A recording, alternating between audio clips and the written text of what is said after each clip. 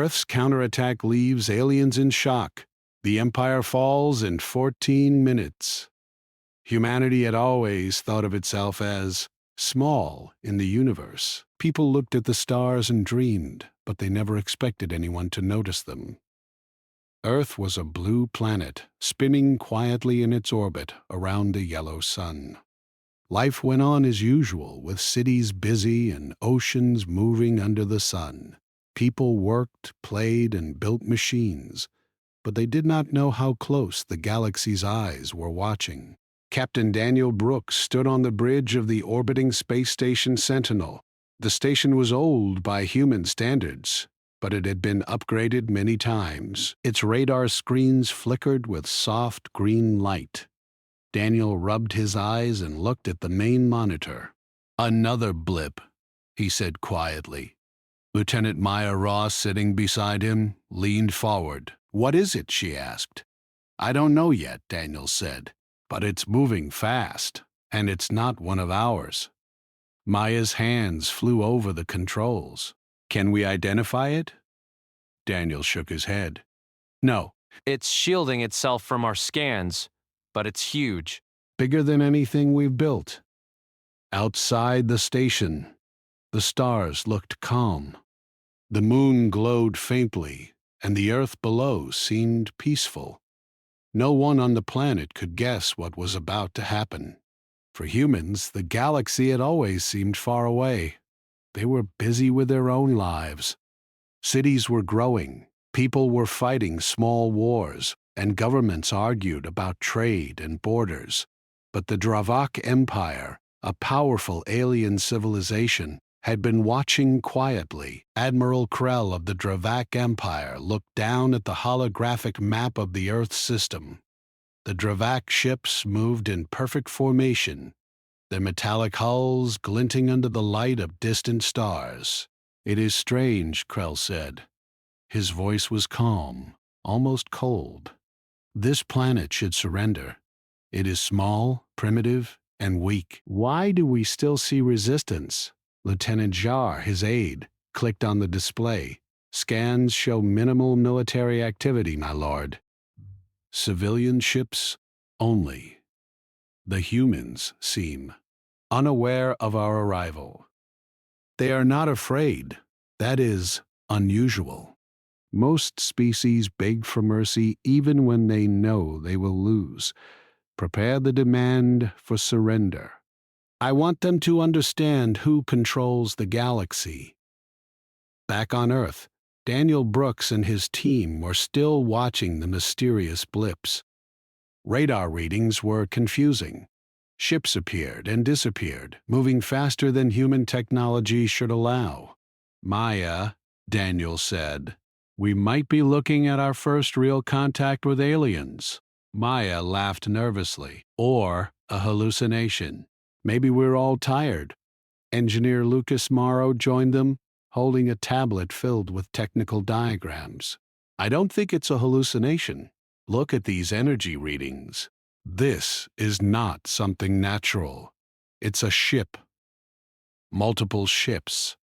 And they are hiding something." Multiple ships. Daniel's stomach tightened. "How many do you think?" Lucas shrugged. "Too many. If these are weapons, we are in trouble." Analyst Claire Bennett leaned over her console, scanning every line of incoming data. "We need to tell the president," she said. "Now. Whatever this is, it won't wait." Meanwhile, on the Dravik fleet, Admiral Krell prepared the message to Earth. His ships were ready to fire if humans resisted, but he did not expect resistance.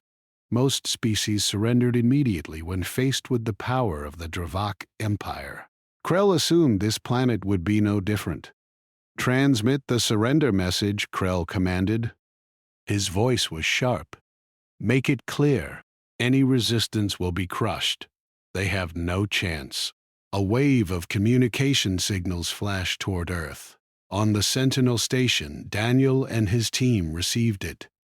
The message was in perfect translation, but the tone made the hairs on their necks stand up. "Attention, inhabitants of Earth," the message said.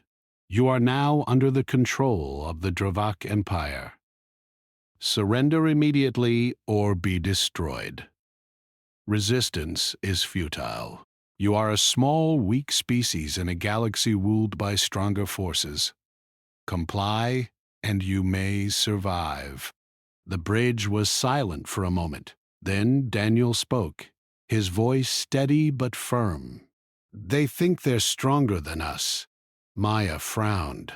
"Do we even have a chance?" Lucas tapped his tablet. "We might, but it's risky. Their technology is far beyond ours, and they know it." Claire looked at the readings. "Their ships are advanced, yes, but they are centralized. If we can disrupt their systems, we might slow them down." Daniel nodded slowly. "It's worth a try, but we have to be careful. One mistake, and it's over." Below the orbiting station, Earth remained unaware of the danger above. People walked in parks, cars moved on busy streets, and children laughed in playgrounds. Even as the alien fleet entered orbit, life seemed normal. That normalcy made the humans' potential fight even more astonishing. Back on the Dravak command ship, Admiral Krell watched Earth through advanced viewing lenses. He saw lights, cities, and smoke from factories. He saw people moving about, unaware of the doom hovering above them. "How strange," he said. "They are not begging. They are calm. They do not even run." Lieutenant Czar frowned. "Perhaps they are hiding weapons, my lord. Or they are brave beyond reason." Krell's eyes narrowed. "They are foolish. Fear keeps most species alive. Their calm will not save them." On Earth, Captain Brooks and his team worked through the night. Communications with military bases, satellites, and civilian scientists were quickly established. They knew the aliens would not attack immediately. The Dravak Empire was confident. They believed humans would surrender or panic. Lucas worked with a team of engineers to activate old defense systems that had been in storage for decades. Some were experimental, some were incomplete, but all had potential. "It's not much," he said, "but it's something. If we can coordinate, we can slow them down." Claire studied alien communications. She had learned patterns from intercepted signals. "They are arrogant," she said. "They repeat instructions and expect obedience. That can be used against them." Daniel looked at her. "Then we will. We will not fight like they expect. We will fight smart." Maya checked the orbital defense satellites. "If we can redirect energy beams and target weak points in their formation, we might survive the first strike. It's a start. Humanity has never faced this. But we adapt. We survive. That's what we do." While humans prepared quietly, the Dravak fleet continued to descend. Ships hovered above cities, their shadows covering parks, roads, and rivers. People on the ground looked up in awe. Many thought it was a meteor storm or some strange celestial event. Only a few pilots and space scientists realized the truth. Admiral Krell smiled at the sight of Earth's cities. "Pathetic," he said. "They do not understand. They will kneel, and we will take what we desire. This planet is mine before they even try to resist." But unknown to him, Captain Daniel Brooks and his team were already forming a plan. Humanity's strength had always been in unity, creativity, and unexpected strategies. They would not surrender. They would not beg. Daniel looked at the earth below, at the lights of the cities that seemed so small compared to the massive alien ships. "We are not weak," he said quietly. "They will see what humans can do." "You really think we can stop them?" He smiled faintly. "We don't have to stop them. We just have to fight in a way they do not expect. That is how humans win. Lucas turned to his team. Then let's get to work. We don't have time to waste. Above them, the Dravak ships prepared for their first strike. Below, humanity was readying for a counter that no one in the galaxy had ever seen. The quiet species of Earth, underestimated by the galaxy's strongest empire, was about to make its first move. In the hours that followed, humans worked tirelessly. Scientists in labs tested experimental weapons. Pilots in jets practiced maneuvers. Engineers reinforced old defense systems. Even civilians contributed, running calculations, managing communications, and spreading information. Humanity's efforts were chaotic, but in that chaos lay power. By the time the first alien ships approached the lower orbit, Earth's defenses were partially ready. Captain Daniel Brooks looked at the radar screen. Hundreds of ships were moving toward them. Their weapons glowed ominously. "Are we ready?" Maya asked, gripping her console. Daniel's eyes narrowed. "We are ready. They just don't know it yet." Lucas checked the satellite controls one last time. "This is going to be interesting." Claire smiled faintly. "Yes. Let's show them that humans are not afraid." And so, the quiet species of Earth, thought weak by the mighty Dravak Empire, prepared for the first battle of a war they never asked for. The galaxy believed humans would fail, but humans had a different plan. A plan that relied on intelligence, creativity, and courage. Above them, the Dravak fleet moved closer, still confident, still arrogant. Below, humans watched and waited. And for the first time, Earth held a secret the universe had not seen, a species that would not bow, a species that would fight back, and a species that could turn the tide of a war before it began. The alien ships stayed above Earth, hovering in perfect formation. From space, they looked unstoppable. Their metal hulls shone in the sun, and their energy weapons glimmered like stars ready to fall. On the Sentinel station, Captain Daniel Brooks watched them silently. Every human system was alert. Every radar, every satellite, every scientist and engineer was connected to the plan. Lieutenant Maya Ross tapped the screen nervously. "They are still not attacking." "Are they waiting for us to surrender?" Daniel shook his head. "No. They are just arrogant. They think we are weak. They are watching, but they don't know what we are doing. And that is their mistake." Engineer Lucas Morrow was busy at the controls of the orbital defense system. His fingers moved quickly over the panels, adjusting energy beams and checking satellites. "If they fire now, we would be destroyed in minutes. But we have something they do not expect." "What's that?" Maya asked. "Creativity," Lucas said with a small smile. "We don't fight like them. We don't follow their rules. We improvise. And improvisation can be dangerous for people who rely on control." Analyst Claire Bennett scanned the alien communications again. She had noticed patterns in their signals. The Dravak Empire was extremely organized, but it was rigid.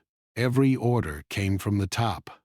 Every ship followed a central command that could be exploited. Daniel leaned over her console. "So, what do you suggest?" "We need to confuse them first. Make them think the signals from our satellites are mistakes. Make them see threats where there are none. They will hesitate. And hesitation is all we need." On Earth, the planet's military and civilian scientists worked together. Across the globe, people were connected through secure lines. General Ethan Cole, a calm and strategic leader, coordinated operations. He was not on the Sentinel station, but in a military command center in Colorado. Screens showed maps of the world, radar readings, and alien positions in orbit. "Focus on coordination," he said. Every nation, every base, every scientist, every engineer must work together. They think we are weak. We will prove them wrong. On the orbiting station, Daniel watched the alien fleet carefully. Lucas, what about the energy shields on their ships? Lucas nodded. They are strong, yes, but they rely on the same energy patterns. If we can hit the shields with the right frequency, we can weaken them for a moment. That moment is enough. Maya frowned. A moment? Is that really enough? Yes, Daniel said. Humans only need a moment. We are fast. We are clever. That moment is all we need to start the fight on our terms. Claire noticed another detail. They are centralized. Every ship follows the commands from the lead ship. If we can disrupt that, even slightly, chaos will spread through their fleet. Daniel's eyes lit up. Exactly. A double. We do not fight all at once. We strike where it hurts, confuse them, and then move. They expect a straight fight. We will give them a storm of surprise instead. Meanwhile, back on Earth, General Cole was speaking to scientists and engineers in labs across the country. We have experimental weapons. Some are old, some are new, some were never finished. It does not matter. Use them. Every idea, every tool, every bit of technology counts. Do not wait for perfect. Humans survive with imperfect solutions all the time. In a laboratory in New Mexico, Lucas's team prepared a satellite system to deliver a pulse of energy that could interfere with the alien shields. If we succeed, he said, we may cause enough confusion to force their ships to separate. Do we know it will work? One of the engineers asked nervously. Lucas shook his head. No, but that's not the point. We try. Humans survive by trying, not by waiting. At another location, analyst Claire Bennett was working with computers that could hack alien communications. She had studied their code patterns from intercepted signals. They are arrogant, she said. They think no one can break their system. Let's show them how wrong they are. Claire's assistant, a young woman named Lily, asked, but if we fail, then we keep trying. Humans never stop. Captain Brooks monitored the global operation from the Sentinel station. He could see the world working as one. People from different countries, with different languages, different ideas, all focusing on one goal: survival. It was chaotic, but it was beautiful. Maya watched the alien fleet closely. They are moving closer. Soon they will be in striking range. Daniel nodded. That is fine. They are predictable. That is their weakness. Every move they make is exactly what we expect.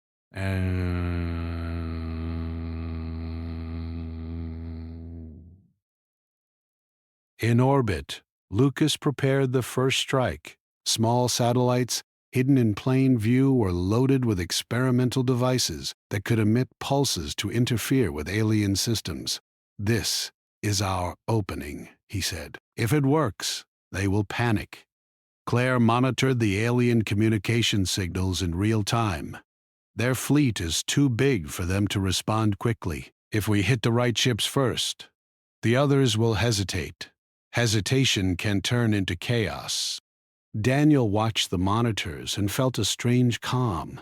Humanity was small, yes, but it had something the galaxy underestimated: unity and creativity under pressure. The first pulse was ready. Lucas activated it.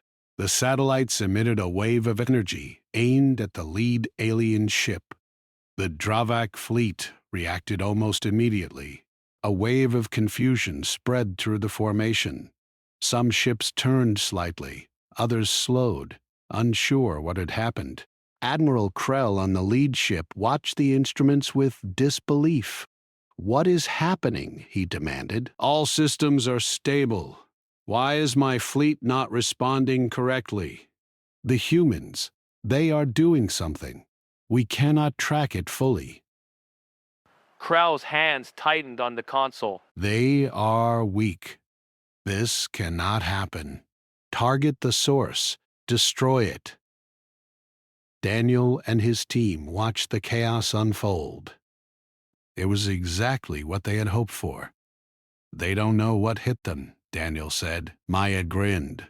"We did not even fire a weapon yet. They think they are in control. That is our advantage. Humans will not attack first. We attack smart." Below, General Cole coordinated ground defenses. Missiles, lasers, and energy systems were prepared for rapid deployment. "Do not waste anything," he said. "Every shot must count. Every move must surprise them." In labs around the world, scientists watched the alien signals.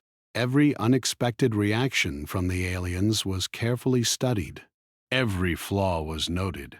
Humans were small, but they were learning fast. Claire monitored the hacking systems. She had broken into minor parts of the alien fleet's communication network. "We can send false commands," she said. "We can make them see threats where there are none.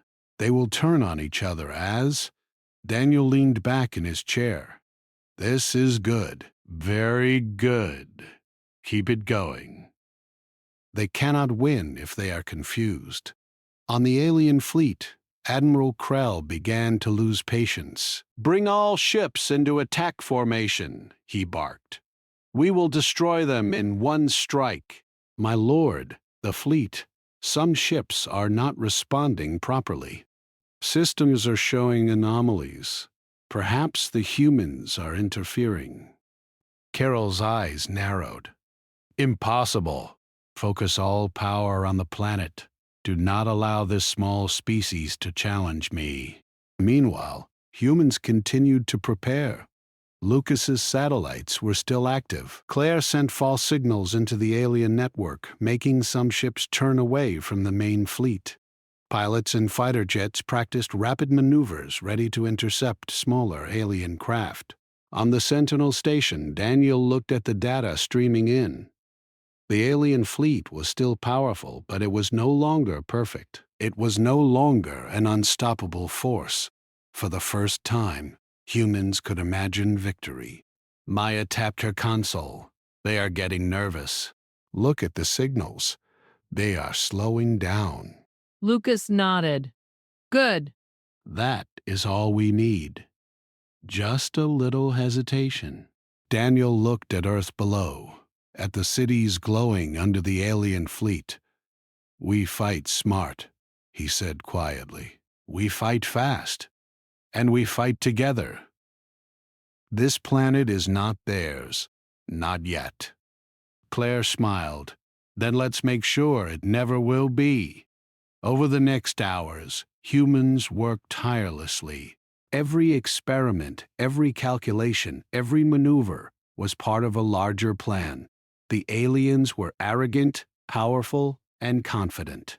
Humans were small, but they were clever, united, and unpredictable.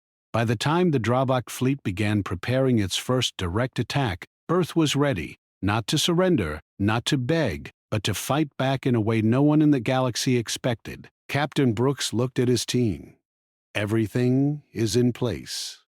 Now we wait, and when the time comes, bah, we show them what humans can do." Maya smiled faintly.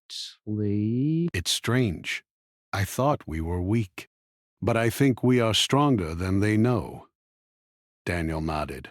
"They will find out soon enough, and when they do, it will change everything." High above, the alien fleet prepared to strike. Below, humanity waited, hidden behind its creativity, its unity, and its courage. The first 14 minutes of the coming war were about to decide everything, and the galaxy had no idea that the quiet species of Earth had already begun its counterattack. The alien fleet floated above Earth, massive and terrifying, but now slightly unsteady. Captain Daniel Brooks watched the blips on his radar and felt a surge of hope. The Dravak Empire, which had always seemed unbeatable, was showing cracks. Every ship that hesitated, every command that failed, was a small victory for humans. Lieutenant Maya Ross glanced at the main screen. Daniel. They're reacting slower now. The signals we sent are working. Daniel nodded. Good. That hesitation is all we need. Lucas, are the satellites ready for the next phase? Lucas Morrow's fingers flew over the control panel. Yes. All systems are ready. Once we start, it will spread confusion through the entire fleet. They won't know which ships to trust or which orders are real. Analyst Claire Bennett monitored the alien communications carefully. I've planted false instructions in their network. Some ships are turning away, some are slowing down, and others are firing at their own formation by mistake. Daniel smiled faintly. Exactly what we wanted. Chaos without a single human shot fired. The plan was simple but dangerous. Humanity would not fight the Dravak Empire like they expected. Humans were smaller, weaker in direct firepower, but stronger in creativity, adaptability, and speed. Every move was unpredictable. In Colorado, General Ethan Cole was watching the global communications. Now, he said, deploy ground systems, all cities with orbital coverage, prepare defense beams. Satellites are synced. Strike together when the moment comes. On the Sentinel station, Daniel activated the first set of human countermeasures. Small pulses of energy fired from the satellites, hitting alien shields and systems. Explosions of light flashed in space as alien ships jolted. The Dravak formation wavered.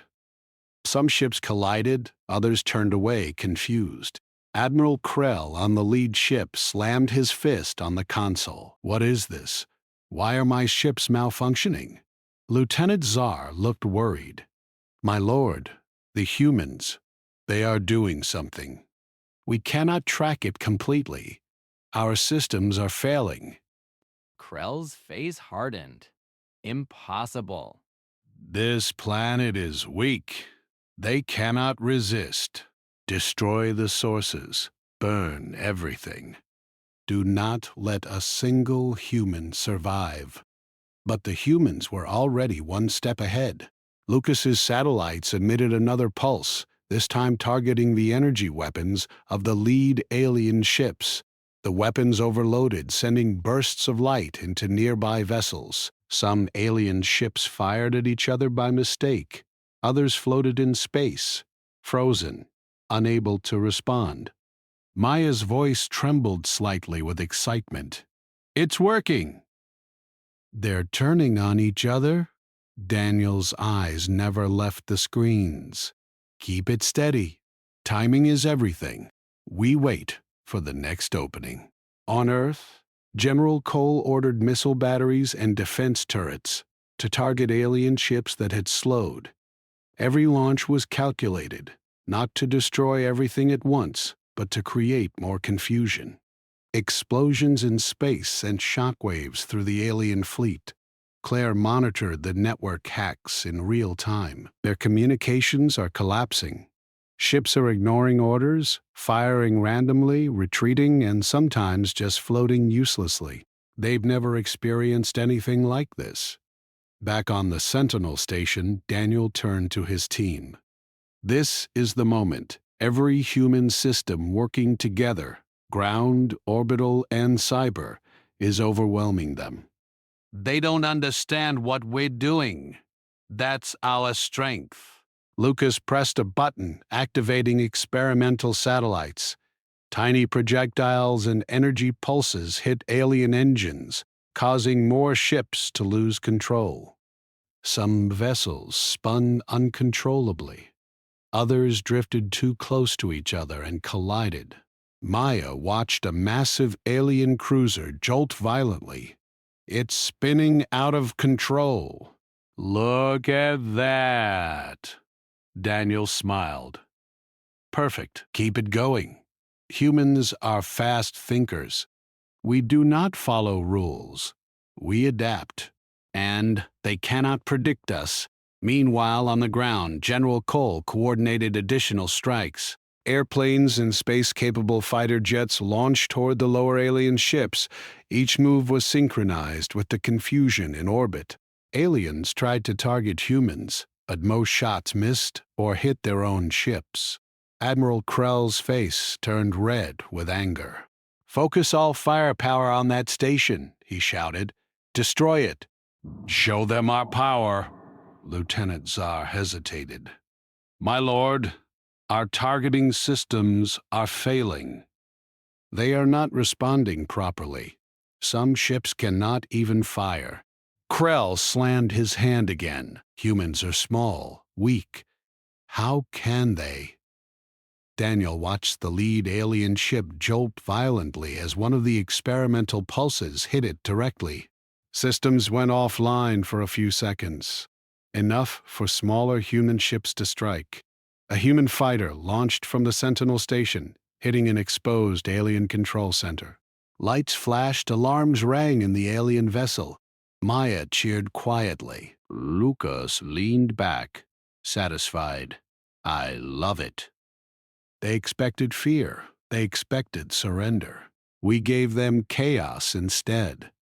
Claire smiled. Humans do not surrender, and we never play by the rules of stronger species. The Dravak fleet was collapsing, but Krell refused to believe it. He ordered a massive energy beam at Earth, intending to destroy major cities. However, the satellites Lucas had prepared intercepted the beam. The energy pulse was redirected toward the alien ships themselves. Explosions lit the sky as one cruiser after another overloaded from the reflected energy. Krell's face turned pale. What are they doing?" Lieutenant Tsar's voice shook. It's the humans. They are turning our power against us." Back on Earth, General Cole watched the energy readings. "The beam is reflected. They are hitting themselves with their own weapon." Daniel and Maya exchanged a look. "We do not need more firepower. We just need speed and smarts. And they are already losing control." Across the globe, humans cheered quietly at command centers as the alien ships began to crash into each other. Chaos ruled the Dravak fleet. Ships drifted into orbit. Some exploded. Others burned silently. The fleet that had once seemed unbeatable was now a mess of confusion, fire, and broken metal. Admiral Krell refused to retreat. "Do not give up. Destroy them." But every order failed. Human hackers had corrupted their communications further. Claire had planted false coordinates in their systems. Some ships moved into asteroid fields or crashed into one another. The empire that had ruled countless worlds was now losing because humans did not fight like anyone else. Daniel watched the screens, calm and focused. They think strength is everything. We know speed, creativity, and teamwork matter more. Quote, Lucas activated another set of satellites targeting alien shield generators. A wave of energy hit the fleet, causing massive disruptions. Explosions rocked the ships. Smaller human fighters took advantage of the chaos, striking exposed engines and weapon systems. Maya grinned. They're falling apart. Every second counts. Every second is a human advantage. Keep it precise. Keep it clever. And above all, keep it fast. General Cole coordinated missile strikes from Earth's surface. Some missiles hit alien ships. Others forced them to maneuver, causing collisions. Every explosion created more confusion in the already disordered fleet. Claire focused on hacking deeper into their command systems. She sent fake orders telling ships to retreat or fire at other vessels. The alien admirals and captains panicked, unsure what was real. Admiral Prell's face was pale, his hands trembling. Impossible. How can a weak species do this to me? Lucas tapped a control. They are not just weak. They are predictable. And we are not. Daniel's voice was quiet but firm. Humans do not surrender. Humans do not fear.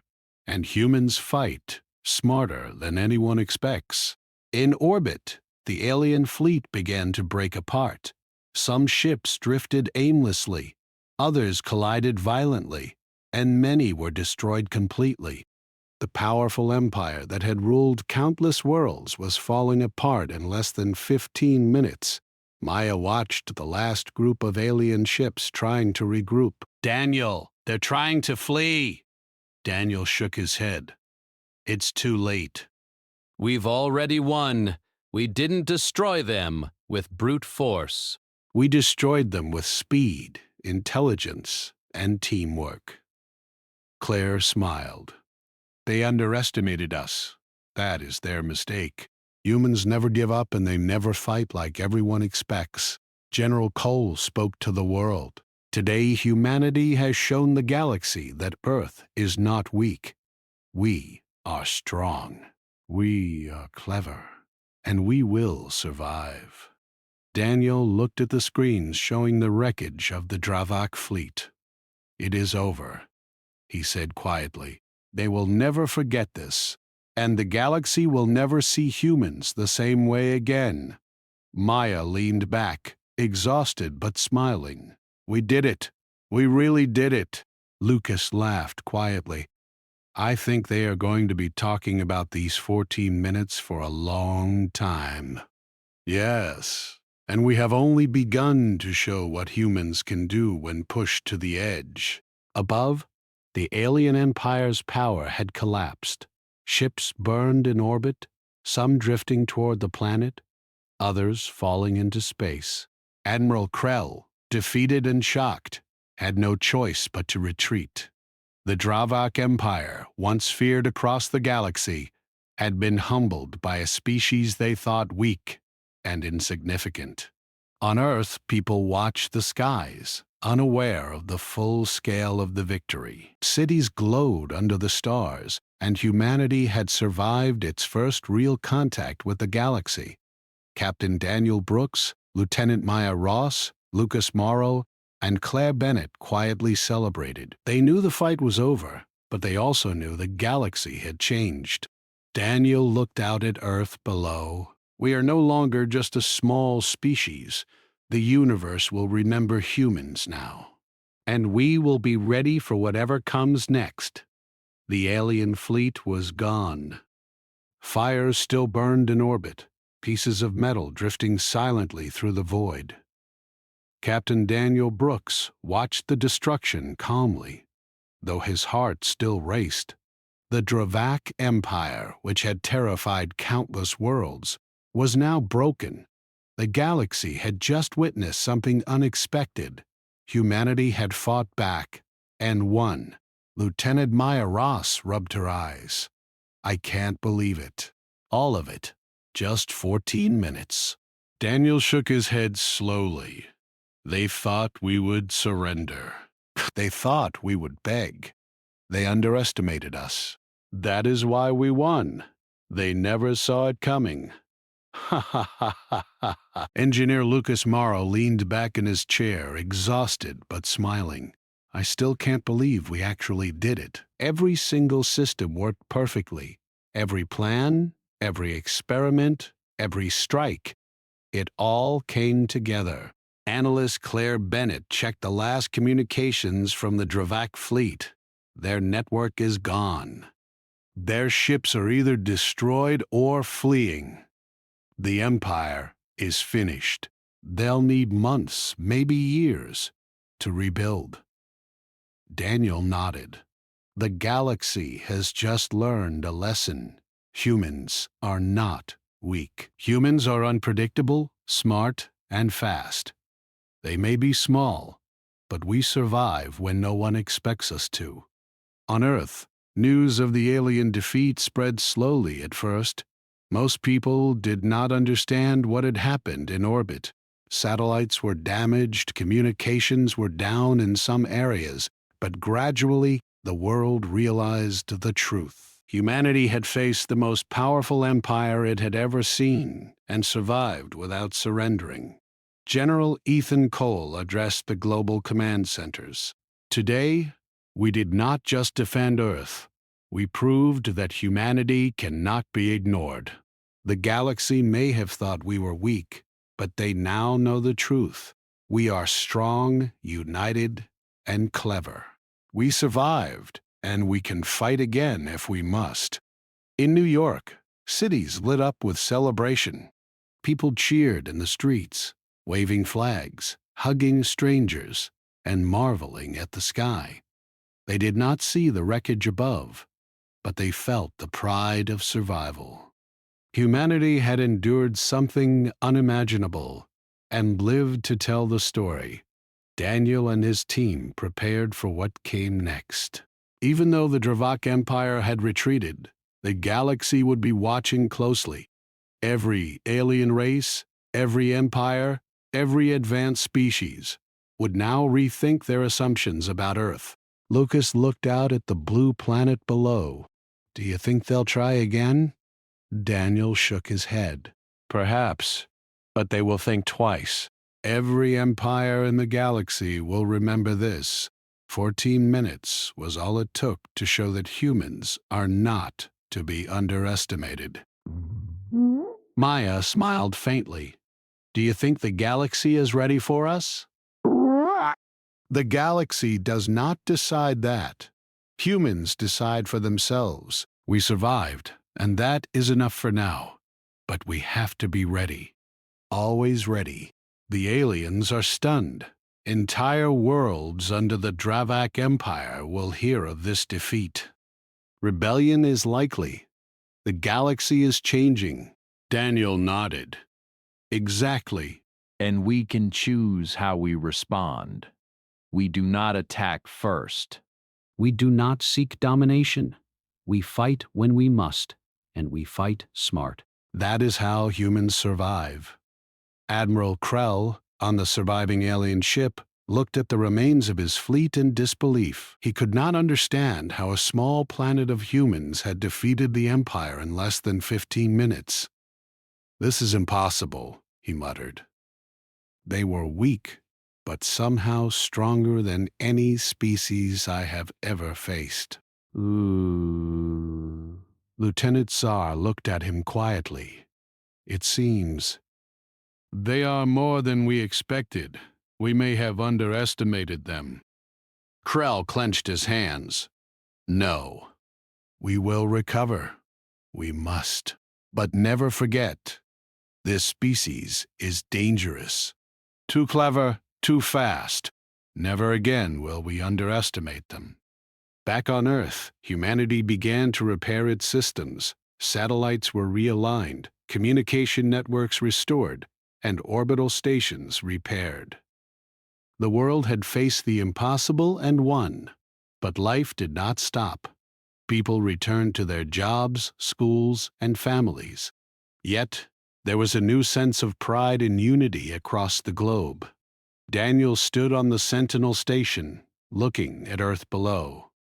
Cities glimmered like tiny stars, people moving in their daily lives, unaware of how close they had come to destruction or how spectacularly they had survived. Maya leaned against the railing beside him. Do you think they understand what just happened? Daniel smiled faintly. No, most species never will. That is the point. Humans do not need everyone to understand. We survive. That is what matters. Lucas joined them, holding a tablet with reports of the final alien losses. It's all over. Ships destroyed, Communications gone, fleet scattered. They'll be telling this story for generations in their empire. Claire checked the last data logs. It's amazing. Every mistake they made, we turned into our advantage. Every weakness, we exploited. They were confident, arrogant, and they paid for it. Daniel nodded. That is what humans do. We do not always have the strongest weapons. We do not always have the largest fleets. But we adapt, we learn, and we act faster than anyone expects. Below, people began to notice strange lights in the sky, remnants of the destroyed alien ships burning up in the atmosphere. Some took it as fireworks, others as a natural phenomenon. Few realized the scale of the victory that had just occurred. Humanity had defeated an empire in 14 minutes. The galaxy would never see them the same way again. General Cole spoke to the world's military leaders. Today is not just about survival. Today is a warning. LLC, LLC. Humanity will not be conquered, will not be ignored, and will not surrender. Other species may fear us, respect us, or try to test us, but we will always be ready. We are humans, and humans endure. In laboratories and command centers around the world, scientists and engineers continued to analyze the alien technology that had been captured or disrupted. Even in defeat, the Dravak Empire had advanced technology. Humans began learning from it, adapting it for their own defense. Daniel watched the team working below. This is only the beginning. The galaxy will be watching, but we will watch it too. Knowledge is power, and humans will use what we have learned. So what now? Do we just wait for the next attack? No. We continue to build, to prepare, to learn, play. We do not attack first, but we do not wait to be weak. The galaxy has seen what humans can do. We have shown it. Now we make sure we are never caught off guard again, Lucas added. And maybe next time we won't need 14 minutes. Maybe humans will be faster, smarter, stronger. Claire laughed quietly. And the galaxy will remember us, not as a weak species, but as one that turns impossible odds into victory. In the aftermath, world leaders began to communicate. Nations realized the importance of unity. The alien threat had shown humanity its strength when it worked together. Old conflicts seemed smaller in comparison to what had just been survived. People across Earth began to share stories, rumors, and news of the victory. Though most had not seen the battle directly, the knowledge of what humanity had achieved spread quickly. Children asked their parents about the stars, about aliens, about courage. Adults felt pride and hope for the first time in years. In space, the remnants of the Dravak Empire retreated. Ships limped back to their worlds, damaged, confused, and humiliated. Their leaders would tell tales of a small, insignificant planet that had fought back with intelligence, speed, and creativity. 14 minutes had changed the galaxy's view of humans forever. Admiral Krell swore quietly in his command room. Earth is not a world to conquer. It is a species to fear. We will recover, but we will never forget this day. On the Sentinel station, Daniel looked out at the endless black of space. The galaxy thinks humans are weak. Now they will think twice, and that is exactly how it should be. Maya stood beside him, looking at the planet below. Do you think we are ready for the next challenge? Daniel smiled. We will never be fully ready. But humans never are. And that is why we survive. The galaxy may try to test us again, but we will always adapt, always fight, and always endure. That is what makes us human. Lucas looked at the stars thoughtful. It's strange. We were scared. We were tiny. But now, we are the ones the galaxy will remember. Claire nodded, and they will remember it for generations. The Empire fell in 14 minutes. That is how humans fight. Not with fear, not with surrender, but with intelligence, speed, and courage. Below, Earth continued its quiet life, unaware of the scale of the victory above. Humans had survived. They had fought the impossible and won. And now the galaxy would never see them the same way again. Daniel took a deep breath, feeling the weight of what had just happened. This is only the beginning. The galaxy has changed. Humanity has changed. And we will make sure that from now on, we are never underestimated. Maya smiled faintly. The quiet species has made its mark. Daniel looked down at Earth and nodded. Yes. And now the galaxy will know the truth. Humans do not surrender. Humans fight smart. Humans endure. And above, in the broken remnants of space, the stars shone quietly. Ships drifted, fire burned out slowly, and silence returned. Humanity had shown its strength. The galaxy had been shocked, and for the first time, humans understood their place in the stars, not as weak observers, but as clever, united, and fearless survivors. The Dravok Empire had fallen in 14 minutes, and the galaxy had learned forever that humans were not to be ignored.